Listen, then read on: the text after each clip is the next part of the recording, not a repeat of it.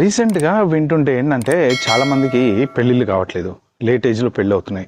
నేను దాంట్లో క్లారిటీగా చెప్పా, కొంచెం ఎర్లీ ఏజ్లో పెళ్లి చేసుకోండి, ఎర్లీ ఏజ్లో పిల్లల్ని కానీ పిల్లలు చదువుకొని మళ్ళీ వృద్ధిలోకి వచ్చి ఆన్ టాప్ ఆఫ్ దట్ మన ఉద్యోగాలు కూడా అంతంత మాత్రంగా ఉన్నాయని చెప్పి రీసెంట్గా ఇద్దరు ముగ్గురితో అంటే ఏదో డిస్కషన్లో మాట్లాడుతూ ఉంటే అమ్మాయిలు చాలా ఎక్కువ అడుగుతున్నారండి, అబ్బాయిలు పే స్లిప్లు అడుగుతున్నారంట, సిబిల్ స్కోర్ చెక్ చేస్తున్నారంట, ఆస్తులు ఉన్నాయని అడుగుతున్నారంట, 50 లక్షల జీతం ఉందా అంటున్నారంట.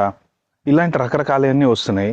కరెక్టే కదా, ఒక అమ్మాయిని ఇచ్చే చోట మరి ఆ జాగ్రత్తగా ఉంటుందా లేదా, ఇప్పుడు ఇతనికి ఉద్యోగం లేకపోతే పరిస్థితి ఏంటి, ఒకవేళ సడన్గా రేపు పొద్దున పెళ్లి అయిన తర్వాత టప్పున 30 లక్షలు 40 లక్షలు అప్పులు ఉన్నాయని బయటపడితే ఆ పరిస్థితి ఏంటి, అవన్నీ ఇక్కడ వీళ్ళ మీద పడి ప్రెషర్ ఎక్కువయ్యి వీళ్ళ అప్పులు కట్టాల్సిన పరిస్థితి వచ్చి ఇలాంటి రకరకాల ఆలోచనలన్నీ అమ్మాయి సైడ్ ఉంటాయి.